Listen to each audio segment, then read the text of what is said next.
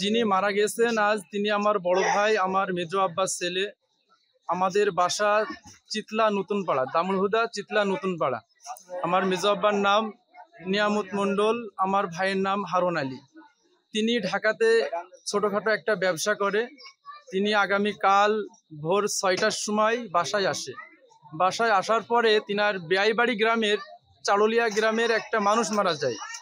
সেই গ্রামে মানুষ মাটি দেওয়ার জন্য তিনি সেখানে যায় কালকে সকাল 7টার দিকে। সেখানে গিয়ে মানুষ মাটি দেওয়ার পরে তিনি আজ সকালে অসুস্থ হয়।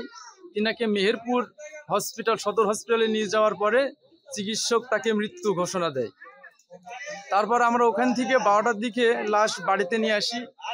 বাড়িতে নিয়ে আসার পরে তাকে ধোয়ানো রেডি করে আমরা মাটি দেওয়ার ব্যবস্থা করেছিলাম। সেই সময় আমাদের বাড়ির কাছে বিশিষ্ট সুদী ব্যবসায়ী মর্জিনা, ডাকু মর্জিনা নামে একটা মহিলা আছে। তিনি দাবি করেন যে এসে ওনার কাছে 22,000 টাকা পাবেন। আমরা তিনাকে বলি যে আপনি যদি 22,000 টাকা পেয়ে থাকেন তাহলে ওনাকে মাটি দিয়ে আসি, আমরা আপনার টাকা মাটি দেওয়ার পরে দিয়ে দেব। তিনি বলেন না, আমার টাকা আগে দিতে হবে, আমার টাকা না দেওয়া পর্যন্ত আমি মাটি দিতে দেব না। তিনি রাস্তায় বার্গেনিং সৃষ্টি করে।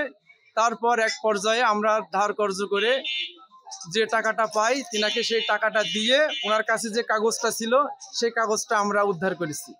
তিনি আমাদের চিতলা গ্রামের বিশিষ্ট সুদী ব্যবসায়ী, নাম ডাকু মর্জিনা। তিনার কাছে টাকা নিয়ে আসছিল আপনার 8,000 টাকা। তিনি এখন দাবি করছে 22,000 টাকা। না, কাগজপাতি ছিল।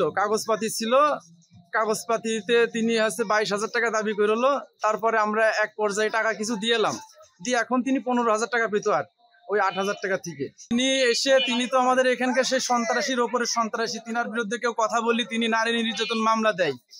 আর আমাদের থানার লোকজন আসে আমাদেরকে ধরে নিয়ে চলে যায়। এর আগে তিনার কথার প্রতিবাদ করার জন্য জেল খেটেছি এর আগে। তিনার বিপক্ষে আমাদের এলাকার কোনো মানুষ কথা বলতে চায় না।